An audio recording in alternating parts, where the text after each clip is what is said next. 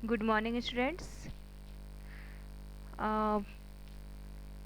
पिछले की वीडियो में हम लोगों ने क्लास थर्ड हिंदी नवीन पल्लव के चैप्टर 3 एक और 11 किस वर्ड मीनिंग्स और क्वेश्चन आंसर कंप्लीट किए हैं। Okay, so today we will complete book exercise of lesson 3। Okay, ready? So let's start. First है ख। सही उत्तर पर सही का निशान लगाइए। एक और एक मिलकर बनते हैं। नंबर 1 है एक और एक मिलकर बनते हैं। इसके 4 ऑप्शन है, 2, 4, 11 या 12। तो एक और एक मिलकर कितने बनते हैं? 11। इस पाठ के अनुसार एक और एक मिलकर 11 बनते हैं। तो number 3 option 3 is correct. Next है नंबर 2। चिड़िया की अच्छी मित्र कौन थी? हाथी, कठफोड़वी, मेढक या चींटी?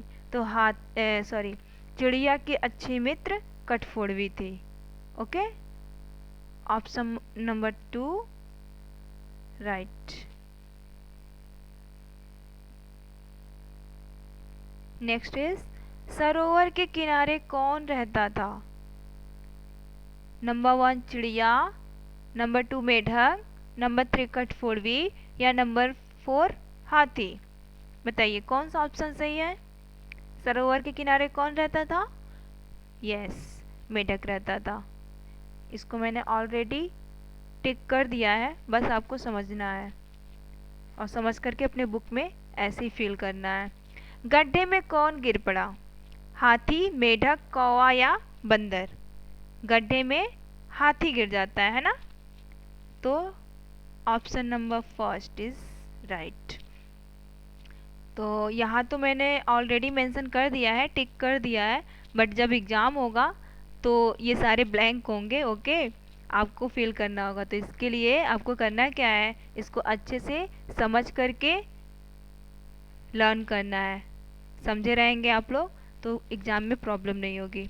ओके, नेक्स्ट है व्याकरण बोध। समझिए और मिलाइए। घना, प्यारे, क्रूर, भर्राया, नुकीली, इन सारे शब्दों का आपका इधर के शब्दों से मिलान करना है, सही मेल करना है कि हमें देखना है कि कौन से शब्द का किस शब्द से मेल होता है, सही मेल होता है। ओके, तो चलिए इसको सही मिलान करते हैं। घना जंगल, प्यारे बच्चे, क्रूर हाथी, भर्राया स्वर, नुकीली चोंच। इस प्रकार हमने इसका सही शब्दों से सही मिलान कर दिया। Okay, understood, very good. ख। दिए गए शब्दों के स्त्रीलिंग लिखिए।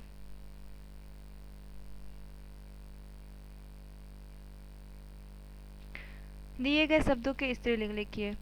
ये जो शब्द दिख रहे हैं आपको, हाथी, भौरा, कठफोड़वा, ये सब क्या है? पुल्लिंग है और इसका स्त्रीलिंग लिखना है। तो पुल्लिंग और स्त्रीलिंग आप पिछली कक्षा में तो पढ़े हैं कि पुल्लिंग किसे कहते हैं, स्त्रीलिंग किसे कहते हैं, बताइए। तो पुल्लिंग पुरुष जाति का बोध कराने वाले शब्दों को पुल्लिंग और स्त्री जाति का बोध कराने वाले शब्दों को स्त्रीलिंग कहते हैं। तो हाथी क्या है? पुल्लिंग है, इसका स्त्रीलिंग क्या होगा? हथनी होगा, जो आपको दिख रहा है कलरफुल वर्ड में। भौरा, भौरे का स्त्रीलिंग होता है भौरी या भ्रामरी। ओके। कठफोड़वा, कठफोड़वा का स्त्रीलिंग होगा कठफोड़वी। मेढक का स्त्रीलिंग होगा मेढकी। शेर का स्त्रीलिंग होगा शेरनी। इस प्रकार शब्दों का, इन शब्दों का स्त्रीलिंग शब्द बन गया। समझ में आया? Very good. दिए गए शब्दों के शुद्ध रूप लिखिए। यानी ये जो शब्द है, ये सारे ये अशुद्ध है। ओके, इसको हमें क्या करना है? शुद्ध करना है। नंबर 1, नंबर 2, नंबर 3 के जो शब्द हैं, ये सारे अशुद्ध है, इसको इसका शुद्ध रूप लिखना है। तो चिड़िया, चिड़िया का शुद्ध रूप ऐसे होता है। ओके। घोंसला, घोंसला में खटकोड़ वाला स नहीं रहता है, बल्कि सपेरा वाला श रहता है, और यहाँ पे बिंदी भी रहता है, जो कि इसमें नहीं है, इसमें नहीं है। ओके। नेक्स्ट है कृतज्ञता। कृतज्ञता कैसे लिखते हैं? ऐसे लिखते हैं, जिसमें ज्ञानी वाला ज्ञ होता है। आजीवन, आजीवन का शुद्ध रूप होगा आजीवन। ओके। शक्तियाँ, शक्तियाँ में तो पे छोटी की मात्रा लगती है, तब जाकर के ये इसका शुद्ध रूप होता है। तो इस प्रकार हमने अशुद्ध शब्दों को शुद्ध करके लिख लिया है। इसको आप अच्छे से समझ लोगे तो आपको हमेशा याद समझे रहोगे तो आपके हमेशा काम आएगा ये सब। ठीक है। हम लोग क्या करते हैं, लिखते समय अक्षरों और मात्राओं की बहुत सारी अशुद्धियाँ करते हैं। लिखते समय हमें ये ध्यान नहीं रहता है कि हमें कहाँ पे बड़ी की मात्रा लगाना है, कहाँ पे छोटा ऊ का मात्रा लगाना है, कहाँ पे छोटी की मात्रा लगाना है, ये सब का ध्यान हम नहीं रखते हैं, जो कि बहुत व्याकरण की दृष्टि से बहुत बड़ा मिस्टेक है। तो इन सब पे हमें ध्यान देना है। Okay, very good. नेक्स्ट है सोच विचार मौखिक उत्तर दीजिए, जो कि आपको ये कॉपी में राइट करने के लिए ऑलरेडी बता दिया गया है ना। ये सॉल्व हो चुका है। ये मौखिक उत्तर दीजिए, महावत किसे कहते हैं, मेढक किस ऋतु में बोलते हैं। एक बार फिर से हम लोग कर लेते हैं। यहाँ पर भी महावत किसे कहते हैं, हाथीवान या फीलवान को। मेढक किस ऋतु में बोलते हैं, वर्षा ऋतु में। मानसरोवर कहाँ है, तिब्बत में। सफ़ेद हाथी कहाँ पाए जाते हैं, तो ये थाईलैंड में पाए जाते हैं। ओके। नेक्स्ट, रचनात्मक गतिविधियाँ कुछ अलग करें। मेरा नया मित्र विषय पर एक अनुच्छेद लिखिए। अब आप ये सोच रहे होगे कि ये तो सारा ब्लैंक है, यहाँ तो कुछ लिखा ही नहीं है मेरा नया मित्र पे। तो ये इसलिए ब्लैंक है कि ये वर्क हम नहीं करेंगे, ये वर्क आप करोगे। ओके। आप अपने न्यू फ्रेंड के बारे में कम से कम 8 से 10 लाइन का एक पैराग्राफ लिखोगे, अनुच्छेद लिखोगे। ओके।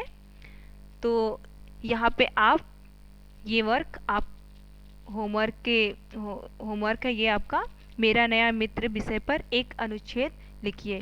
इसके अलावा इसके नीचे भी कुछ है। खेल खेल में क्या है, हाथी का चित्र बनाइए और उसमें रंग भरिए। यहाँ जो आपको ये बॉक्स दिख रहा है, ब्लैंक बॉक्स, यहाँ पे आपको क्या करना है, हाथी का एक फिगर बनाना है। ओके। या तो आप खुद बनाइए, ड्रॉ कीजिए, या तो कोई पिक्चर आप इस यहाँ पे पेस्ट करोगे और उसको कलर करोगे। ओके।